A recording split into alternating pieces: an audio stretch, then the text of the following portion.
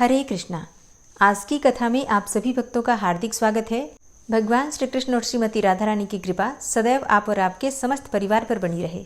10 नवंबर 2024 आज है रविवार का दिन और आज आप सुनेंगे कार्तिक मास महात्म्य का 25वां अध्याय। अब तक की सभी कथाएं सुनने के लिए, वीडियो को लाइक करने के लिए और बहुत ही प्यारे प्यारे कमेंट्स करने के लिए आप सभी भक्तों का दिल से बहुत बहुत आभार। दोस्तों, अगर आप आंवला नवमी की पूजा विधि और उपाय के बारे में जानना चाहते हैं तो चैनल पर वीडियो अपलोड हो चुकी है, ज़रूर देख लीजिए। इसके अलावा देव उठनी एकादशी और पूर्णिमा की वीडियो भी चैनल पर जा चुकी है, तो अगर आपने अब तक उसे नहीं देखा है तो ज़रूर देख लीजिए। और अब आप सुनेंगे कार्तिक मास की कहानी और आज है आंवला नवमी। तो आज आप सुनने वाले हैं आंवला नवमी की एक बहुत ही प्रसिद्ध कहानी। एक राजा था, उसका प्रण था कि वह रोज 1.25 मन आंवले का दान करता था, उसके बाद ही वो भोजन करता था। इससे उसका नाम पड़ गया था आंवलिया राजा। एक दिन उसके बेटे और बहू ने सोचा कि राजा इतने सारे आंवले रोजाना दान करते हैं, इस प्रकार तो एक दिन सारा खजाना ही खाली हो जाएगा। इसलिए बेटे ने राजा से कहा कि उसे इस तरह दान करना अब बंद कर देना चाहिए। बेटे की बात सुनकर राजा को बहुत दुख हुआ और राजा रानी महल छोड़कर बियाबान जंगल में जाकर बैठ गए। अब राजा रानी का प्रण था कि प्रतिदिन वो आंवले का दान करते थे, उसके बाद ही वो भोजन करते थे। लेकिन अब क्योंकि जंगल में थे तो वो आंवला दान ही नहीं कर पाए। इस वजह से अपने प्रण के कारण उन्होंने कुछ खाया भी नहीं और इस प्रकार से भूखे प्यासे 7 दिन हो गए। जब भगवान ने सोचा कि यदि मैंने इसका प्रण नहीं रखा और इसका सत नहीं रखा तो विश्वास ही चला जाएगा, इसलिए भगवान ने जंगल में ही महल, राज्य और बाग बगीचे सब बना दिए और ढेरों सारे आंवलों के पेड़ लगा दिए। फिर सुबह जब राजा रानी सोकर उठे तो देखा कि जंगल में उनके राज्य से भी दुगना राज्य बसा हुआ है। राजा रानी से कहने लगे, रानी देख, कहते हैं ना, सत मत छोड़े सूरमा, सत छोड़ियो पत जाए, सत की छोड़ी लक्ष्मी फेर मिलेगी आए। अब नहा धोकर हम आंवले का दान करें और भोजन करते हैं। अब राजा रानी ने आंवले दान करने के बाद भोजन किया और खुशी खुशी जंगल में ही रहने लगे। उधर आंवला देवता का अपमान करने व माता पिता से बुरा व्यवहार करने के कारण बहू बेटे के बुरे दिन आ गए। राज्य दुश्मनों ने छीन लिया और दाने दाने को मोहताज हो गए। काम ढूंढते हुए अपने पिताजी के राज्य में ही आ पहुंचे। उनके हालात इतने बिगड़े हुए थे कि पिता ने उन्हें देखकर भी नहीं पहचाना और बिना पहचाने ही उन्हें काम पर रख लिया। बेटे बहू सोच भी नहीं सकते थे कि उनके माता पिता इतने बड़े राज्य के मालिक भी हो सकते हैं, सो उन्होंने भी अपने माता पिता को नहीं पहचाना। फिर एक दिन बहू ने सास के बाल गूंथते हुए उसकी पीठ पर मस्सा देखा। अब उसे ये सोचकर रोना आने लगा कि ऐसा ही मस्सा मेरी सास के भी था। हमने ये सोचकर उन्हें आंवले दान करने से रोका था कि हमारा धन नष्ट हो जाएगा, लेकिन हमारी गलतियों की वजह से हमारा धन स्वतः ही नष्ट हो गया। आज न जाने वे लोग कहाँ होंगे। ये सोचकर बहू को रोना आने लगा और आंसू टपक टपक कर सास की पीठ पर ही गिरने लगे। रानी ने तुरंत पलटकर देखा और पूछा कि तुम रो क्यों रही हो। उसने बताया, आपकी पीठ पर जैसा मस्सा है मेरी सास की पीठ पर भी ऐसा ही था।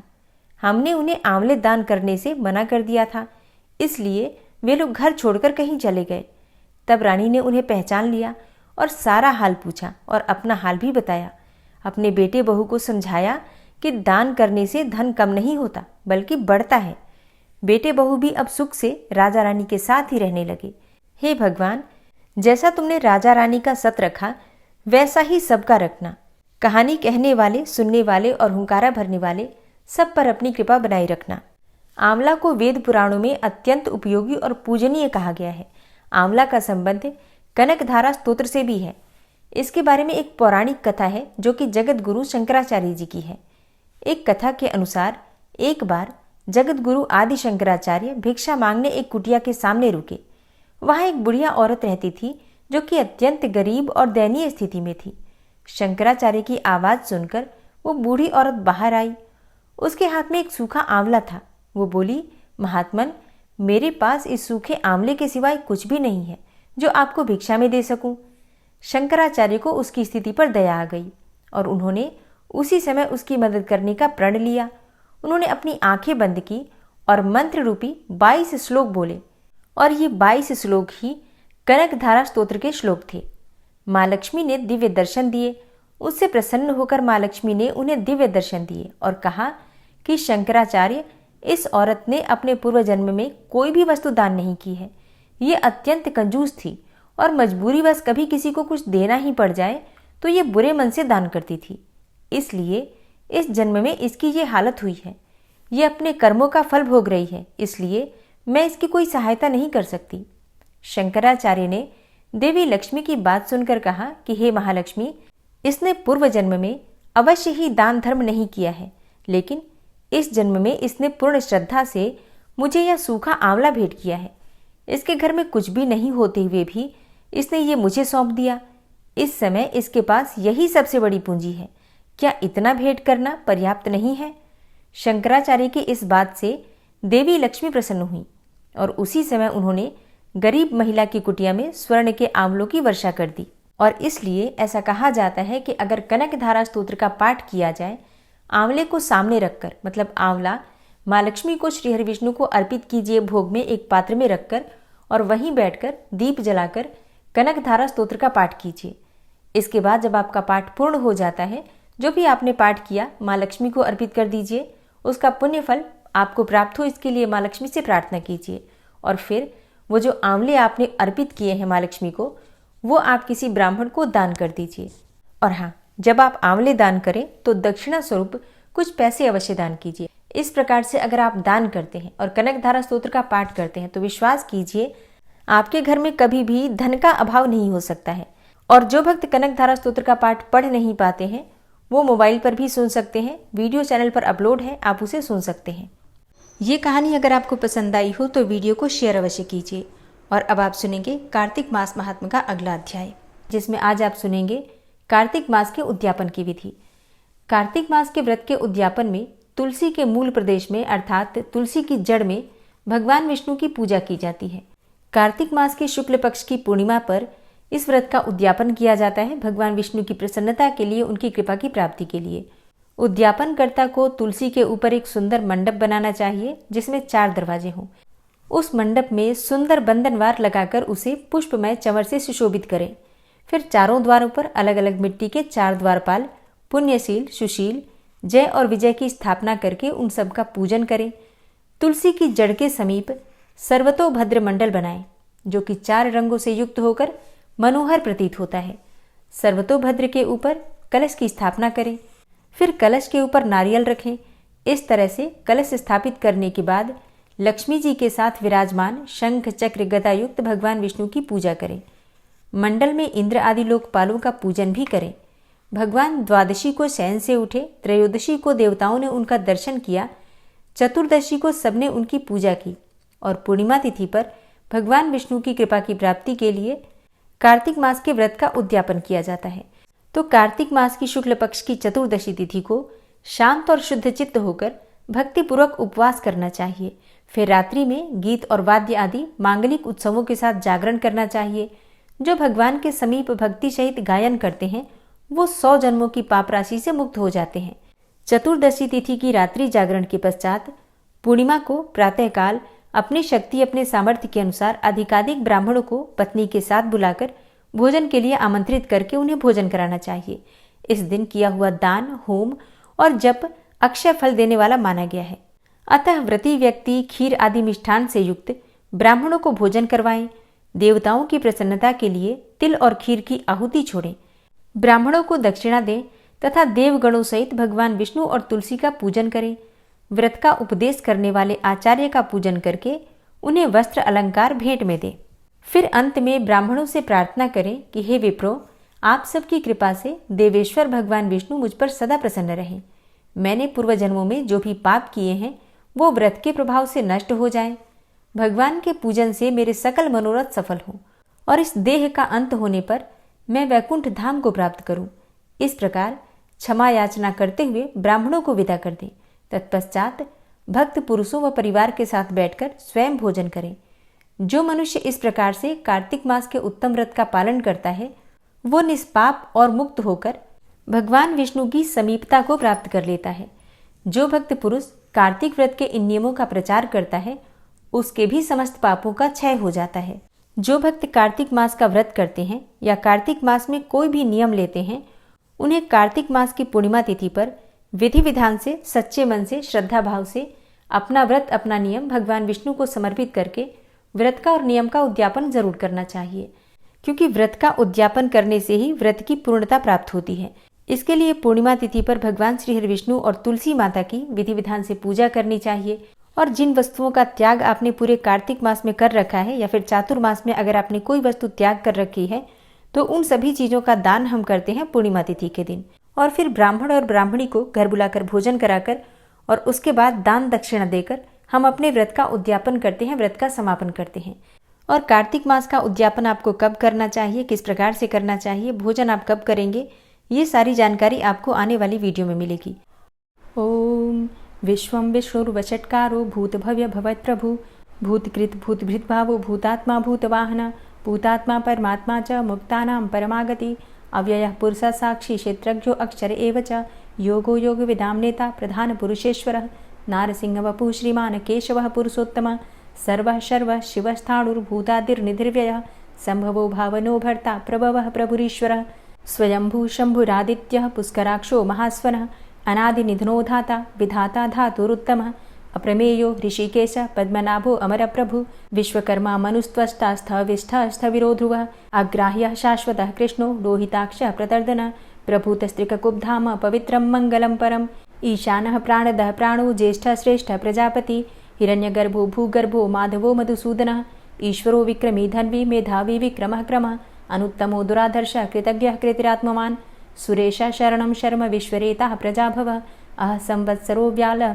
प्रत्ययः सर्वदर्शनः अजः सर्वेश्वरः सिद्धः सिद्धे सर्वादिर्च्युतः वृषाकपिर्मेयात्मा सर्वयोगविनिश्रितः वसुर्वसुमनः सत्यः समात्मा संमितः समः अमोघः पुण्डरीकाक्षो वृषकर्मा वृषाकृतिः रुद्रो बहुशिरा बभ्रुर्विश्वयोनिः शुचिश्रवः अमृतः शाश्वतस्थाणुर्वरारोहो महातपः सर्वगः सर्वविद्भानुर्विश्वक्सेनो जनार्दनः वेदो वेदविद्व्यङ्गो वेदाङ्गो वेदवित्कविः लोकाध्यक्षः सुराध्यक्षो धर्माध्यक्षः कृताकृतः चतुरात्मा चतुर्व्यूहश्चतुर्द्रष्टश्चतुर्भुजः भ्राजिष्णुर्भोजनं भोक्ता सहिष्णुर्जगदाति च अनघो विजयो जेता विश्वयोनिः पुनर्वसु उपेन्द्रो वामनः प्रांशुर्मोघः शुचिरुर्जितः अतीन्द्रः संग्रहः सर्गो धृतात्मा नियमो यमः वेद्यो वैद्यः सदा योगी वीरः माधवो मधु अतीन्द्रियो महामायो महोत्साहो महाबलः महाबुद्धिर्महावीर्यो महाशक्तिर्महाद्युतिः अनिर्देश्यवपुः श्रीमान् मेयात्मा महाधृतिर् महिश्वासो महीभर्ता श्रीनिवासः सतां गति अनिरुद्ध सुरानन्दो गोविन्दो गोविन्दाम्पति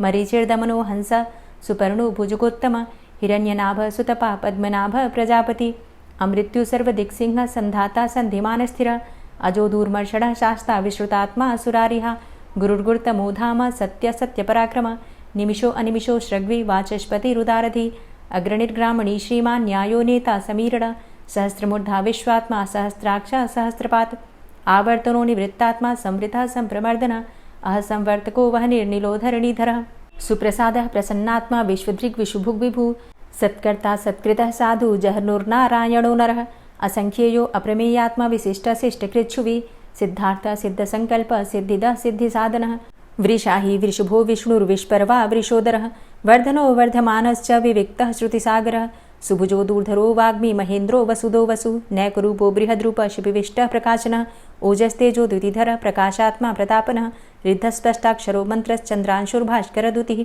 अमृतांशुद्भवो भानु शशबिन्दुः सुरेश्वरः औषधं जगतः सेतु सत्यधर्मपराक्रमः भूतभव्य भवन्नाथ पवनः पावनो नलः कामः कामकृत्कान्तः कामः कामप्रदः प्रभु युगादिकृद्युगावर्तो नैकमायो महाशनः अदृश्योऽव्यक्तरूपश्च सहस्रजितनन्तजित् इष्टो अविशिष्ट शिष्टेष्ट शिखण्डी नहुसो वृष क्रोधः क्रोधकृत्कर्ता विश्वबाहुर्महीधरः अच्युतः प्रतितः प्राणः प्राणदो वासवानुजः अपां निधिर्धिष्ठानं प्रमत्तः प्रतिष्ठितः स्कन्दः स्कन्दधरो धूर्यो वरदो वायुवाहनः वासुदेवो बृहद्भानुरादिदेवः पुरन्दरः अशोकस्तारणस्तारः शूरः सौरिर्जनेश्वरः अनुकूलः शतावर्त पद्मी पद्मनिभेक्षणः पद्मनाभो अरविन्दाक्ष पद्मगर्भ शरीरभृत् महर्धिरिद्धो वृद्धात्मा महाक्षो गरुडाध्वजः अतुलः शरभो भीमो समयज्ञो हविर्हरि सर्वलक्षणलक्षण्यो लक्ष्मीवान् समितिञ्जय वीक्षरो रोहितो मार्गो हेतुर्दामोदरः सः महीधरो महाभागो वेगवान् मिताशन उद्भवः क्षोभणो देव श्रीगर्भ परमेश्वर करणं कारणं कर्ता विकर्ता गहनो गुह व्यवसायो व्यवस्थान संस्थान स्थानदो ध्रुव परर्थी परमस्पस्तुष्ट पुष्ट सुभेक्षण रामो विरामो विरजो मार्गो नेयो नयोनयः वीर शक्तिमतां श्रेष्ठो धर्मो धर्मविदुत्तमः वैकुण्ठ पुरुषः प्राण प्राणदः प्रणवः पृथु हिरण्यगर्भ शत्रुघ्नो व्याप्तो वायुरुधोक्षजः ऋतुः सुदर्शनः कालः परमेष्ठी परिग्रह उग्रः संवत्सरो दक्षो विश्रामो विश्वदक्षिणः विस्तारस्थावरस्थाणु प्रमाणं बीजमव्ययम् अर्थो अनर्थो महाकोशो महाभोगो महाधनः अनिर्विण्ण स्थविष्टोभू धर्मयुपो महामख नक्षत्रनेमिर्नक्षत्री क्षम चामः समीहन यज्ञ इज्जो महेज्यश्च क्रतुः सत्रं सतां गतिः सर्वदर्शी विमुक्तात्मा सर्वज्ञो ज्ञानमुत्तमं सुव्रतः सुमुखः सुष्मा सुघोषः सुखदः सुहृतः मनोहरो जित्क्रोधो वीरबाहुर्विदारणः स्वापनः स्ववसो व्यापी नैकात्मा नैककर्मकृत् वत्सरो वत्सलो वत्सी रत्नगर्भो धनेश्वरः धर्मगुप्त धर्मकृद्धर्मी सदसक्षरमक्षरम् अविज्ञाता सहस्रांसुर्विधाता कृतलक्षणः गभस्तिनेमिः सत्त्वस्थः सिंहो भूतमहेश्वरः आदिदेवो महादेवो देवेशो देवभृद्गुरुः उत्तरो गोपतिर्गोप्ता ज्ञानगम्यः पुरातनः शरीरभूतभृद्भोक्ता कपीन्द्रो भूरि दक्षिणः सोमभो अमृतपः सोमः पुरुजित पुरुषोत्तमः विनियोजयः सत्यसन्धो दाशाः सात्वतां पतिः जीवो विनयिता साक्षी मुकुन्दो अमितविक्रमः अम्भो निद्रणन्तात्मा महोदधीशयोऽन्तकः अजोमहारः स्वाभाव्यो जितामित्रः प्रमोदन आनन्दो नन्दनो नन्दः सत्यधर्मा त्रिविक्रमः महर्षि कपिलाचार्यः कृतज्ञो मेदिनीपतिः त्रिपदस्त्रिदशाध्यक्षो महाशृङ्गः कृतान्तकृत् महावराहो गोविन्दः सुखेणः कनकाङ्गदी गुह्यो गभीरो गहनो गुप्तश्चक्रगदाधरः वेधा स्वाङ्गो अजितः कृष्णो दृढः सङ्कर्षणोच्युतः वरुणो वारुणो वृक्षः पुष्कराक्षो महामनाः भगवान् भगानन्दी वनमाली हलायुधः आदित्यो ज्योतिरादित्यः सहिष्णुर्गतिसत्तमः सुधन्वाखण्ड परशुर्दारुणो द्रविडप्रदः दिविस्त्रिक्सर्वदृग्व्यासो वाचस्पतिर्योनिजः त्रिसामा सामगः साम निर्वाणं भेषजम्भिषक् सन्न्यासकृच्छमः शान्तो निष्ठा शान्तिः परायणं शुभाङ्गः शान्तिदस्रष्टा कुमुदः कुवलेशय गोहितो गोपतिर्गोप्ता वृषभाक्षो वृषप्रियः अनिवर्ति निवृतात्मा संक्षेप्ता चेमकृच्छिवः श्रीवत्सवक्षा श्रीवास श्रीपति श्रीमताम्बरः श्रीद श्रीश श्रीनिवास श्रीनिधि श्रीविभावन श्रीधर श्रीकर श्रेय श्रीमान् लोकत्रयाश्रय स्वक्ष स्वंग शतानंदो नंदिर्ज्योतिर्गणेश्वरः विजितात्मा विधेयात्मा सत्कीर्तिश्छिन्न संशयः उदीर्णः सर्वतक्षसुर निश शाश्वत स्थिर भूषयो भूषणो भूतिर्विशोकः शोकनाशनः अर्चिष्मानर्चितः कुंभो विशुद्धात्मा विशोधन अनिरुद्धो अप्रतिरथ प्रद्युम्नो अमितविक्रमः कालिनेमि निहावीर शौरी सूर्यजनेश्वरः त्रिलोकात्मा त्रिलोकेशः केशवः केशिहारी कामदेवः कामपालः कामीकान्तः कृतागमः अनिर्देशवपुर्विष्णोर्वीरो अनन्तो धनञ्जयः ब्रह्मण्यो ब्रह्मकृद्ब्रह्मा ब्रह्म ब्रह्म विवर्धन ब्रह्मविद् ब्राह्मणे ब्रह्मी ब्रह्मज्ञो ब्राह्मणप्रियः महाक्रमो महाकर्मा महातेजा महोरगः महाक्रतुर्महायज्वा महायज्ञो महाहवि स्तव्यः स्तव प्रियः स्तोत्रं स्तुतिस्तोतारणप्रियः पूर्णः पुरयिता पुण्यः पुण्यकीर्तिर्नामयः मनोजवस्तीर्थकरो वसुरेता वसुप्रदः वसुप्रदो वासुदेव वसुर्वसुमनाहवि सद्गतिः सत्कीर्तिः सत्ता सद्भूतिः सत्परायणः शूरसेनो यदुश्रेष्ठः सन्निवासः सुयामुनः भूतावासो वासुदेवः सर्वासु निलयोऽनलः दर्पः दर्पदो दृप्तो दूर्धरोथा पराजितः विश्वमूर्तिर्महामूर्तिर्दीप्तमूर्तिर्मूर्तिमान् अनेकमूर्तिरव्यक्तः शतमूर्तिः शताननः एको नैकः सवः किं यत्तत्पदमनुत्तमं लोकबन्धुर्लोकनाथो माधवो भक्तवत्सलः सुवर्णवर्णो हेमाङ्गो वराङ्गश्चन्दनाङ्गदी वीरः विषमः शून्यो घृताशीर चलश्चलः अमानीमानदो मान्यो लोकस्वामी त्रिलोकदृक् सुमेधा मेधजो धन्यः सत्यमेधा धराधरः तेजो वृषः द्वितिधरः सर्वशस्त्रभृताम्बरः प्रग्रहो निग्रहो व्यग्रो नैकशृङ्गो गदाग्रजः चतुर्मूर्तिश्चतुर्बाहुश्चतुर्व्यूहश्चतुर्गति चतुरात्मा चतुर्भावश्चतुर्वेदविदेकपात् समावर्तो अनिवृतात्मा दुर्जयो दुरतिक्रमः दुर्लभो दुर्गमो दुर्गो दुरावासो दुरारिहा शुभांगो लोकसारंगः शुतन्तुस्तन्तुवर्धन इंद्रकर्मा महाकर्मा कृतकर्मा कृतागमः उद्भवः सुन्दरः सुन्दो रत्ननाभः सुलोचनः अर्को वाजसनः शृङ्गी जयन्तः सर्वविजयी सुवर्णबिन्दुरक्षोभ्य सर्वभागीश्वरेश्वरः महाह्रदो महागर्तो महाभूतो महानिधि कुमुदः कुन्दरः कुन्दः पर्जन्यः पावनो नीलः अमृताशो अमृतवपुः सर्वज्ञः सर्वतोमुखः सुलभः सुव्रतः सिद्धः शत्रुजित् शत्रुतापनः न्यग्रोधो दुम्बरो अस्वस्थश्चाणुरान्ध्रनिषूदनः सहस्रार्चिः सप्तजिह्वः सप्तैधा सप्तवाहनः अमूर्तिरणघो अचिन्त्यो भयकृद्भयनाशनः अणुर्बृहत् कृशस्थूलो गुणभृन्निर्गुणो महान् अधृतः स्वधृतः स्वास्य प्राग्वंशो वंशवर्धनः भारभृतिकथितो योगी योगी स सर्वकामद आश्रमश्रमण छाम सुपर्णो वायुवाहन धनुर्धरोर्धनुर्वेदो दण्डोदमयितादम अपराजितः सर्वसहो नियन्ता नियमो यमः सत्त्ववान् सात्विकः सत्यधर्मपरायण अभिप्रायः प्रियार्होर्ह प्रियकृत्प्रीतिवर्धनः विहाय सगतिर्ज्योति सुरुचिर्हुद्भुग्विभु रविर्विलोचनः सूर्य सविता रविलोचनः अनन्तो हुद्भुग्भोक्ता सुखदो नैकजोग्रज अनिर्विण्ण सदामर्षि लोकाधिष्ठानमद्भुतः सनातनतमः कपिलः कपिरप्यय स्वस्तिदः स्वस्तिकृत् स्वस्ति स्वस्तिभुक् स्वस्ति दक्षिणः रौद्रः कुण्डली चक्रे विक्रमयुर्जितशासनः शब्दातिगः शब्दशः शिशिरः शर्वरीकरः अक्रूरः पेशलो दक्षो दक्षिणः क्षमिणाम्बर विद्वतमो वितभय पुण्यश्रवणकीर्तन उत्तारणो दुष्कृतिः पुण्यो दुःस्वप्ननाशन वीरहारक्षण संतो जीवनः पर्यवस्थितः अनन्तरूपो अनन्तसृर्जितमन्युर्भयापः चतुरश्रो गभीरात्मा विदिशो व्यादिशो दिश अनादिर्भूर्भुवो लक्ष्मी सुवीरो रुचिराङ्गद जननो जन्मादिर्भीमो भीमपराक्रम आधारनीले योधाता पुष्पहासः प्रजागर ऊर्ध्वगः सत्पथाचार प्राणदः प्रणमापण प्रमाणं प्राणनीलयः प्राणभृत् प्राणजीवनः तत्त्वं तत्त्वविदेकात्मा जन्म मृत्यु जरातिग भूर्भुवः स्वस्तरुस्तारः सविता प्रपितामह यज्ञो यज्ञपतिर्यज्वा यज्ञाङ्गो यज्ञवाहन यज्ञभृद्यज्ञकृद्यज्ञ यज्ञभुग्यज्ञसाधन यज्ञान्तिकृद्यज्ञ गुह्यमन्यमन्नादेव च आत्मयोनिः स्वयं जातो वैखानः सामगायन देवकी नन्दन स्रष्टा क्षितिसः पापनाशन शङ्खभृन्नन्दकी चक्री शारङ्गधन्वा गदाधरः रथाङ्गपाणिरक्षोभ्य सर्वप्रहरणायुध ओम नमः इति। और अब आप सुनेंगे श्री तुलसी चालीसा। श्री तुलसी महारानी करु विनय सिरनाय, जो मम हो संकट विकट दीजे मात नशाय। नमो नमो तुलसी महारानी, महिमा अमित न जाए बखानी। दियो विष्णु तुमको सन्माना, जग में छायो सुयस महाना। विष्णु प्रिया जय जयति भवानी, तिहु लोक की हो सुख खानी। भगवत पूजा करे जो कोई, बिना तुम्हारे सफल न होई। जिन घर तव नहीं होय निवासा, उस घर कर ही विष्णु नहीं बासा। करें सदा जो तव नित सुमिरन, तेहि के काज होय सब पूरन। कार्तिक मास महात्म तुम्हारा, ताको जानत सब संसारा। तव पूजन जो करे कुंवारी, पावे सुंदर वर सुकुमारी। करे जो पूजा नित प्रति नारी, सुख संपत्ति से होय सुखारी। वृद्धा नारी करे जो पूजन, मिले भक्ति होवे पुलकित मन। श्रद्धा से पूजे जो कोई, भवनिधि से तर जावे सोई।